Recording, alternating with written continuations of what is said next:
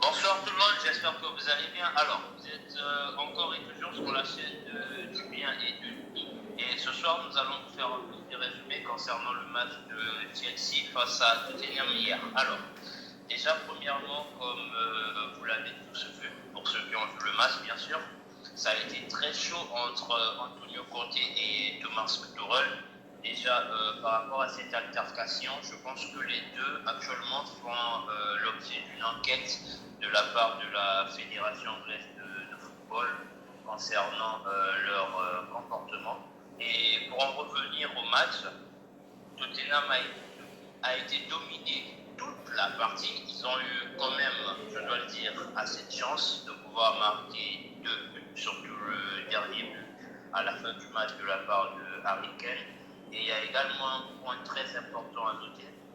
Normalement, Tottenham aurait dû finir ce match à 10 contre 11, vu ce que Romero a fait à Prila, le nouvel arrivant de Chelsea, vu ce qu'il a subi, parce qu'on l'a quand même tiré des cheveux, et pour moi, je disais que ça méritait un second carton jaune de la part de Romero, ce qui lui aurait valu une expulsion du match. Julien, tu as quelque chose à rajouter? Non, tu as déjà fait un excellent résumé. J'aimerais plus revenir sur les performances des joueurs de Chelsea. Prenons par exemple le cas de Koulibaly. Est-ce que tu as des doutes par rapport à son adaptation au championnat anglais?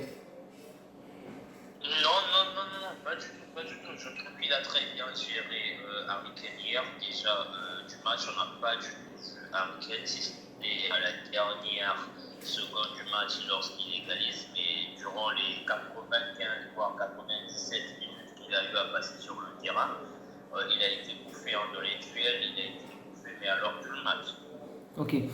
J'aimerais juste soulever un petit point dont tu parlais lors de ton résumé sur la possession ou la domination. On a vu un Chelsea dominant par rapport à Tottenham, 64% en faveur de Chelsea et 36% pour Tottenham. Mais il y a une chose que j'aimerais vraiment reprocher à cette équipe, c'est que c'est peut-être le même souci que Barcelone a eu ces années précédentes, c'est que vous avez la balle, vous gardez la balle, vous dominez la partie, mais vous ne marquez pas. En gros, vous n'avez pas de tueur. Et d'après les récentes rumeurs, c'est que Chelsea souhaite recruter Aubameyang. Penses-tu qu'avec Aubameyang, il pouvait marquer un peu plus que ça? Parce que je me dis que Non, non, pas du tout, pas n'est-ce du pas? tout.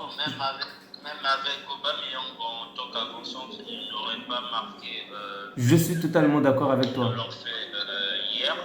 Mais Aubameyang serait un bel ajout dans cette équipe, ça c'est sûr. Oui, un bel ajout, oui, mais est-ce que tu penses qu'il est l'homme de la situation? Je me dis que s'il faut prendre un attaquant, non. En fait, parce que prendre un gars de la surface, je pense que ça va peut-être limiter leur choix. Je me dis qu'il fallait peut-être un joueur comme Cristiano Ronaldo pour attaquer, apporter de la force, que ce soit de la surface, hors de la surface, et un peu plus loin. Mais apparemment, ils sont beaucoup plus intéressés par Aubameyang en ce moment.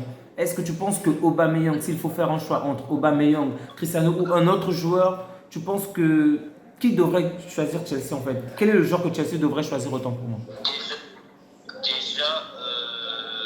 pour Cristiano, c'est mort. Je ne pense pas que le jeu de Thomas Tuchel serait un bon jeu pour lui. Ok. Et concernant Aubameyang, je me dis pourquoi pas. Si Thomas Tuchel le veut, ça veut dire qu'il a déjà imaginé un plan dans sa tête en incorporant Aubameyang dans son système. Après, je me dis pourquoi pas, mais le mec il est sorti quand même sur les meilleurs buteurs du championnat anglais en, je ne sais pas, 6 voire 5 ans qu'il a passé à Arsenal. Oui, je comprends très bien dans le sens où c'est un championnat qu'il connaît, c'est un championnat où il a bien dominé pendant certaines années, mais ça ne garantit toujours pas parce que j'aimerais, tu as parlé du coach, on l'a aussi vu avec Barcelone pour dire que ce joueur correspond à notre jeu où je pense qu'il va apporter quelque chose de bon. Et prenons par exemple le cas de Xavi avec Ferran Torres, tu vois, on est quand même déçu du transfert. Bon, c'est encore le début, ok?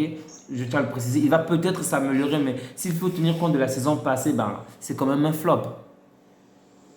Ferran Torres, il est nul. Ça, c'est sûr qu'il est nul. En tout cas, Denis, le match passe, c'est bon. Il va direct droit au but, hein. Nul carrément. Il est jeune quand même. Tu ne penses pas qu'il lui Mais faut plus de temps? Ferran Torres, c'était le remplaçant du remplaçant à Manchester City. D'accord. Donc, tu ne l'accordes pas d'espoir au niveau de Barcelone. Il ne va pas progresser ou il ne va pas t'étonner. Tu ne penses pas ça? Il a fait une année avec Guardiola, il n'a pas progressé. Il a fait 6 mois avec le Barça, aucune progression. J'attends toujours de voir. Ok. D'accord. Donc, on ne va pas rester pessimiste. En tant que Barcelone, en tout cas, on souhaite que tous les joueurs de notre équipe puissent progresser et j'espère qu'il progressera aussi afin qu'il y ait aussi de la rivalité entre nos attaquants. Maintenant, s'il faut parler de Chelsea, tu peux revenir par rapport à la différence que James a accompli ou encore le travail de Harry Kane parce qu'il y a des rumeurs qui disent que Harry Kane va peut-être se diriger vers, je crois que c'était Manchester United, c'est ça ou je crois que c'était. Attends, quelle équipe était intéressée par Harry Après, Kane? je ne pense pas que Harry Kane va bouger de là où il est. Déjà, premièrement, parce que le président de Tottenham, c'est un mec qui est très dur. On a alors très dur en affaires. On doit également se souvenir que Manchester City était prêt à offrir 180 millions pour Harry Kane. Le mec a dit non, c'est non, jusqu'à la fin. Et Manchester City a joué toute l'année dernière sans avoir son parce qu'ils avaient mis tout leur espoir dans le fait de pouvoir amener Harry Kane à l'Etihad Stadium. Et ça n'a pas été le cas. Après, pour en revenir au match d'hier, moi je trouve qu'il y a un joueur qui est assez sous-côté et qui est très fort, c'est Reece James, le piston droit de Chelsea. Oh, le mec, s'il arrive à Barcelone, je vous jure, dans les 24 heures, c'est son maillot. Attends, tu peux répéter la dernière partie s'il te plaît, je n'ai pas saisi. Je disais, Reece James, s'il arrive à Barcelone, dans les 24 heures, j'aurai son maillot. Ah, ok, ok, ok. Ok, tu penses que c'est un grand joueur, hein, un joueur de grand calibre. Il est très fort. À part les latéraux de Manchester City qui sont Kyle Walker et Cancelo, je ne vois pas un latéral droit aussi intelligent que lui dans le monde.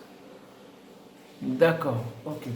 Maintenant, penses-tu que cette équipe de Chelsea pourrait prendre la première place, a la possibilité de prendre la première place du championnat?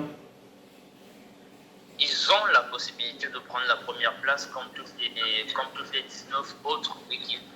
Mais après, est-ce qu'ils auront la capacité de pouvoir tenir la distance avec Manchester City? Ça, je ne sais pas. Déjà que l'année dernière, ils ont craqué. Peut-être que cette année, avec la Coupe du Monde en milieu de saison, ça va leur aider et les permettre de pouvoir atteindre un autre niveau.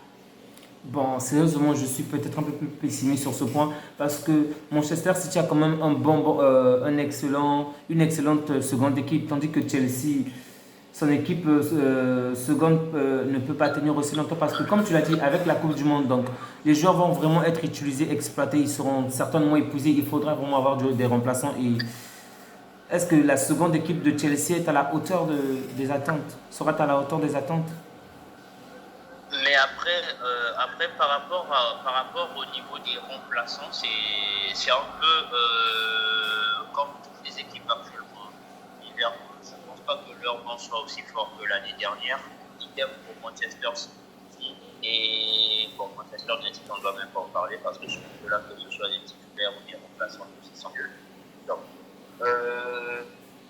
également, aussi la même chose pour Chelsea, c'est-à-dire que le 11 de départ est beaucoup plus fort que les remplaçants. C'est pas pour rien que ce sont les 11 de départ. D'accord.